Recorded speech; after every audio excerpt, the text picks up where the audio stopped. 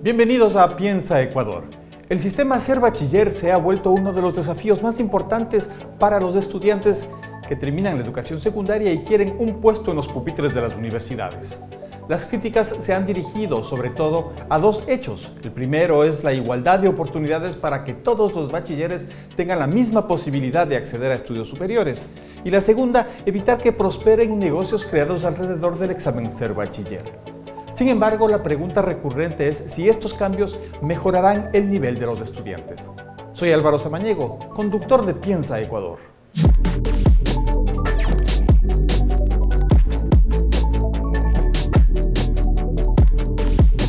Hola, yo soy Galo Cabanilla, el promotor de este programa. En el fondo de Ser Bachiller está una idea alrededor de la cual todos en el Ecuador y todos en el mundo estamos de acuerdo. Solo una mejora en la calidad de la educación puede provocar transformaciones fundamentales en los países. En Piensa Ecuador tenemos el compromiso de ser críticos con los procesos y al mismo tiempo de proponer argumentos para mejorar el país, porque sí hay alternativas. Por eso, hoy les invitamos a reflexionar sobre la educación y en especial pensemos qué podemos hacer para mejorar lo que deba ser mejorado. En contra de ciertas prácticas de las que son adeptos pocos ecuatorianos, nuestra intención no es destruir. Vemos a Ser Bachiller y a otras instituciones públicas como una oportunidad para mejorar. Lo haremos ahora de la mano de Mónica Franco, que fue durante algunos años subsecretaria de Educación y que ejerció también el cargo de ministra de Educación subrogante. Doctora, si no me equivoco, ahora está en una importante universidad del Ecuador. Sí, efectivamente, actualmente desempeño la función de vicerrectora de vinculación de la Universidad Católica de Santiago de Guayaquil. Hemos visto en las estadísticas que la calificación general promedio de los bachilleres en el Ecuador es de 7.7 sobre 10. Está en la categoría intermedia un poquito más abajo, pues por encima está el nivel excelente y satisfactorio y por debajo el nivel insuficiente. ¿Cómo cree usted que se liga el Ser Bachiller con este nivel de los estudiantes ecuatorianos? Bueno, yo creo que la prueba Ser Bachiller lo que hace es reflejar la realidad de la calidad de la educación en el país. Tanto la educación básica como el nivel de formación de bachillerato asisten a un proceso de necesario mejoramiento para poder ofrecer resultados más positivos en los próximos años. Se ha hecho una campaña de formación y actualización de los docentes, pero creo que no se ha trabajado lo suficiente en cuanto a lo medular, que es la transformación de las capacidades en el aula. Se tiende mucho en esta época a privilegiar las titulaciones, pero muchas veces las titulaciones no dan cuenta de la realidad, de lo que hay detrás, de lo que el docente es capaz de ejecutar en el aula, y los resultados lo han mostrado de manera sostenida, tanto las pruebas Ser Bachiller como las pruebas N en su momento, y probablemente lo van a seguir haciendo aún con el cambio que ha anunciado el gobierno. Al otro lado de esas pantallas están ciudadanos, estudiantes que piensan mucho en ser bachiller y padres de familia que aspiran a mucho para sus hijos. ¿Cómo se liga ese interés de las personas con este esfuerzo por calificar y por ver los mejores caminos para la educación nacional? Pero yo creo que ahí habría dos aspectos por analizar. En primer lugar, que la educación es un derecho al que todo ciudadano debe tener la posibilidad de acceder y acceder en igualdad de oportunidades. Y lo segundo es que, si bien la educación es un derecho, también hace parte de esa necesaria responsabilidad e interés particular que el estudiante pone en el ser estudiante universitario. De mi experiencia de más de 35 años en la docencia universitaria, no siempre nos encontramos con ese grupo de estudiantes animoso, propositivo, que da cuenta de un interés sostenido por la formación.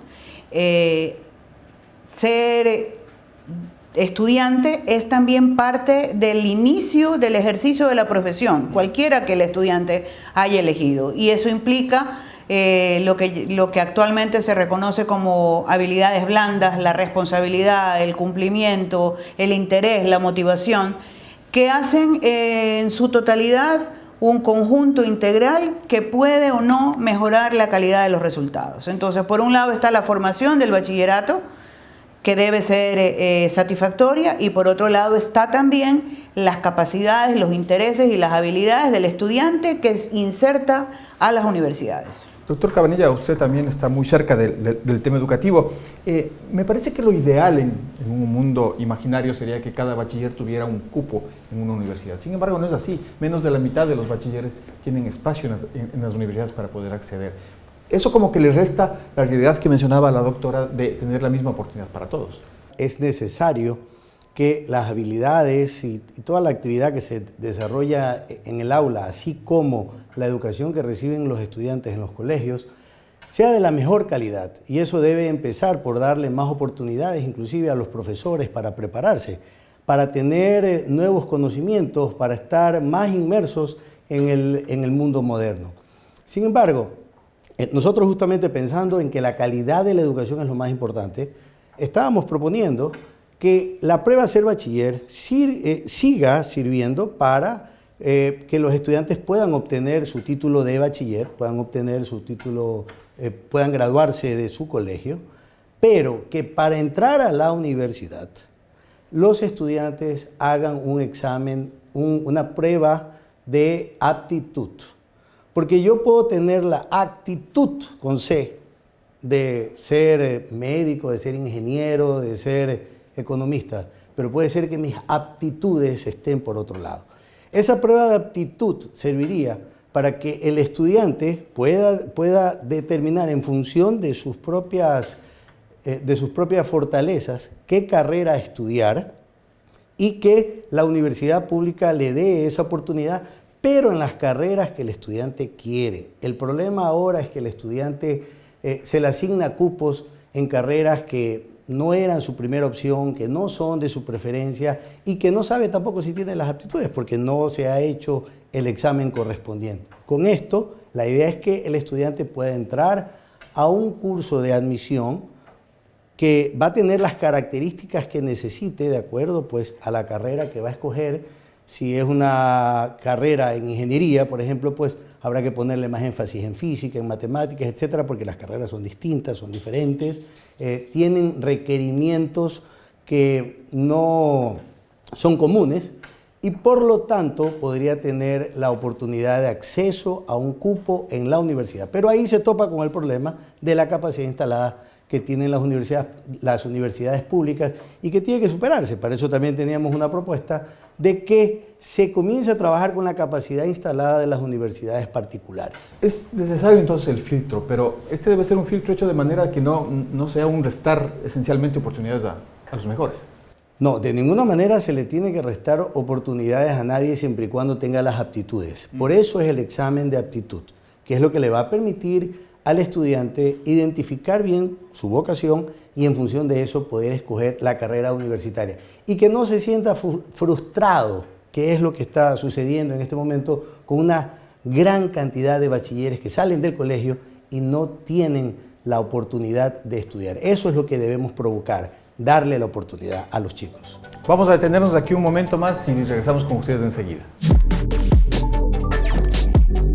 El Rinconcito Paisa, tradición colombiana desde 1999. Venga y disfrute de la tradicional bandeja paisa, nuestras exquisitas empanadas, el espectacular piqueo paisa, el delicioso sancocho de costilla, acompañado de unas sabrosas arepitas, los platos de la mejor gastronomía paisa. Te esperamos en el Centro Comercial Plaza La Garzota, local 15 y 16 junto a Supermaxi, Avenida Agustín Freire y Guillermo Rolando Pareja, o haga su pedido a domicilio al 0990 50 35 92 o también a Uber Eats o Globo. En UTEC creemos que el futuro está en manos de nuestros estudiantes y agregar valor a sus vidas está en las nuestras. Con una educación práctica y moderna, creando experiencias únicas, formando líderes y sobre todo que disfruten el camino. Los invito a la UTEC porque el éxito es el resultado de hacer lo que te apasiona. Despierta tu pasión y descubre tu mejor versión. UTEC, poder lograrlo.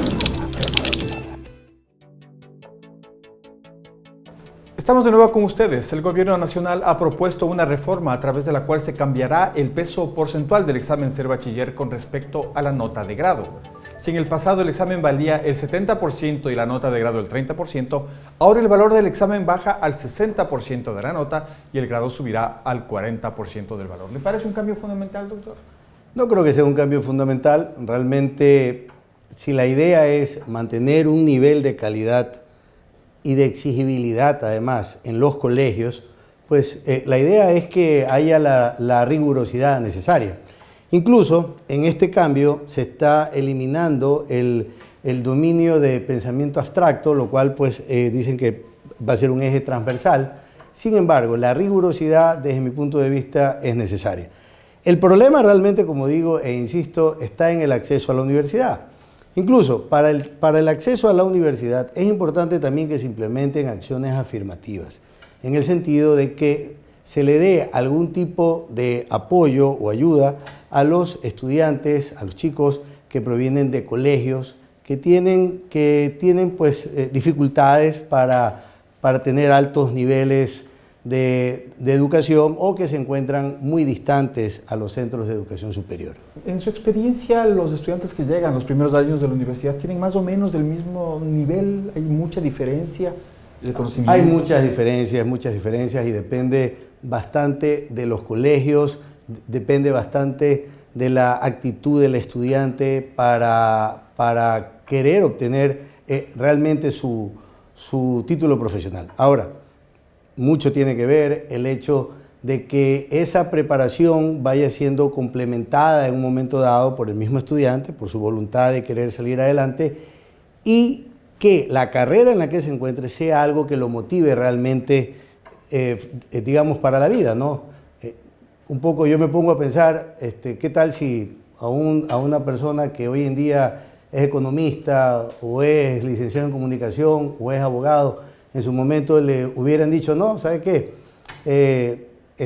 Usted no puede estudiar economía, que alguien me hubiera dicho a mí eso. Usted tiene que irse a estudiar veterinaria. Yo hubiera tenido que ver cualquier alternativa para estudiar economía, porque realmente esa era mi vocación, no la veterinaria. ¿Se imagina si a mí me decían que debía ser futbolista? Pobre fútbol ecuatoriano.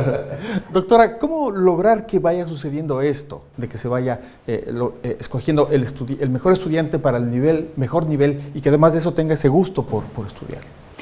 O sea, yo creo que las pruebas no hay que satanizarlas. Creo que las pruebas son necesarias, permiten arrojar datos para que el país tome decisiones en lo que se refiere a política pública, a diseño del currículum, a mejoramiento de las capacidades de los docentes. Es decir, las pruebas tienen una fortaleza importante para el Estado y en esa medida inciden sobre ese propósito general que tienen todos los países, entre ellos el nuestro, de mejorar la calidad de la educación.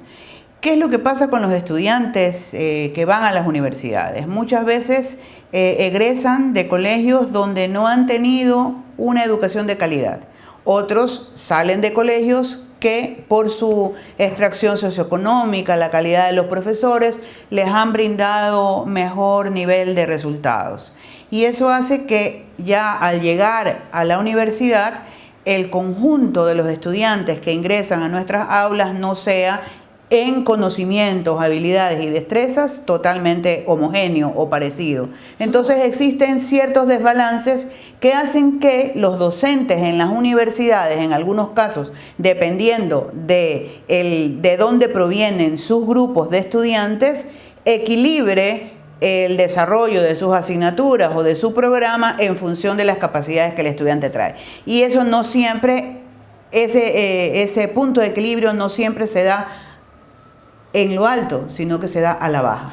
¿Esos desbalances se provocan porque viene el estudiante de una escuela fiscal versus una particular o porque viene de una escuela rural versus una escuela urbana? ¿Esos son como los rangos más importantes? Hay rangos importantes que tienen que ver con el nivel de sostenimiento de los establecimientos educativos, pero también hay otros rasgos importantes que tienen que ver con un sistema educativo, por ejemplo, que abogó ya por el sistema inclusivo y que en algunos casos no tiene la posibilidad de lograr resultados iguales con estudiantes con necesidades educativas especiales o con que tienen a veces problemas de discapacidad o con los que tienen solamente leves problemas de aprendizaje.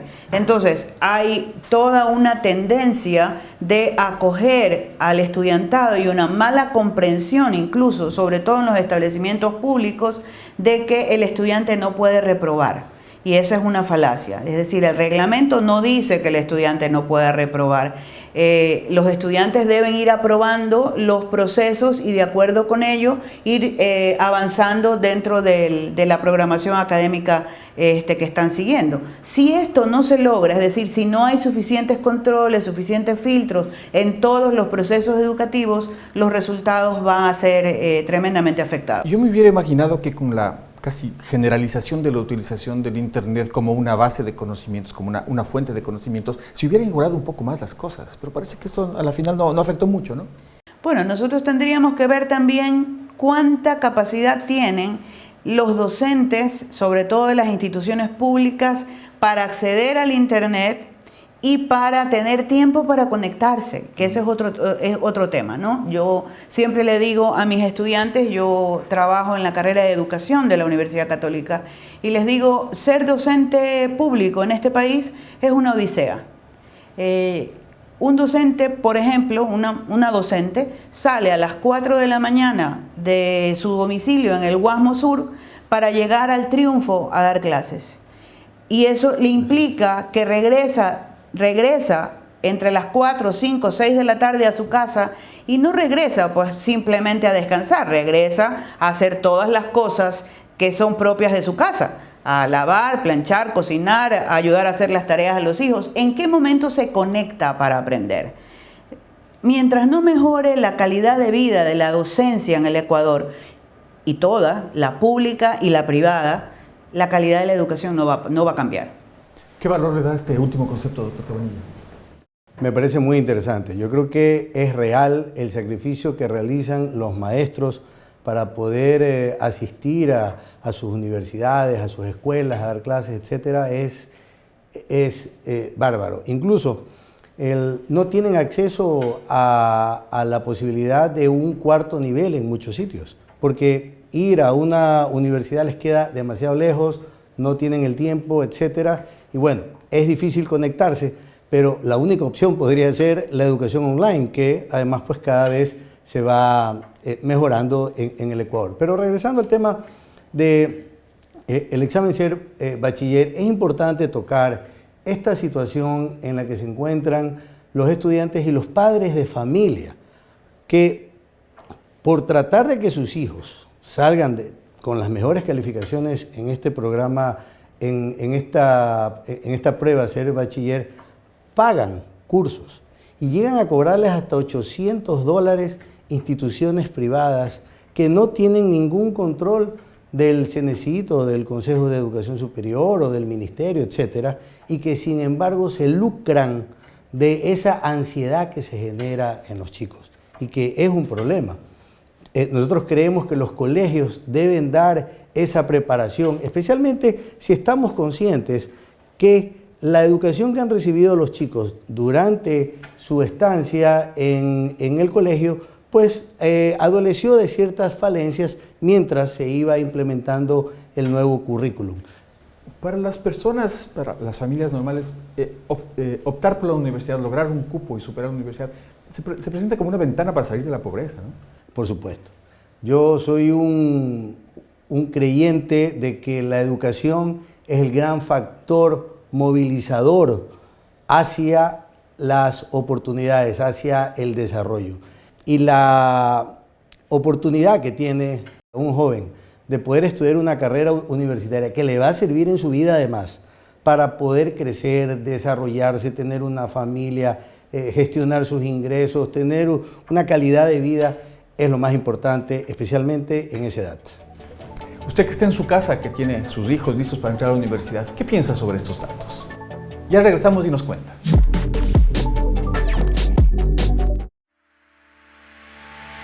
Estamos haciendo cosas extraordinarias, pensando en grande, con nuestro amplio programa de maestrías, nuestro nuevo edificio de posgrado e investigación es un espacio perfecto para seguir creando oportunidades, porque estamos convencidos de que la educación es el único camino al éxito. Ven a romper los límites, llega más lejos que nunca. Ven a construir las bases de un futuro brillante. Si lo podemos soñar, juntos lo podemos lograr. Piensa UTEC, oportunidades para un mundo mejor. Cuando tienes una idea, necesitas desarrollarla. Tienes que darle una identidad, darle forma, darle color, en fin, crear una marca, posicionarla en el mundo digital con contenidos creativos e innovadores. De esta forma, la haremos fuerte para que se destaque sobre las demás, garantizando resultados. Una idea sin cranea es solo una idea.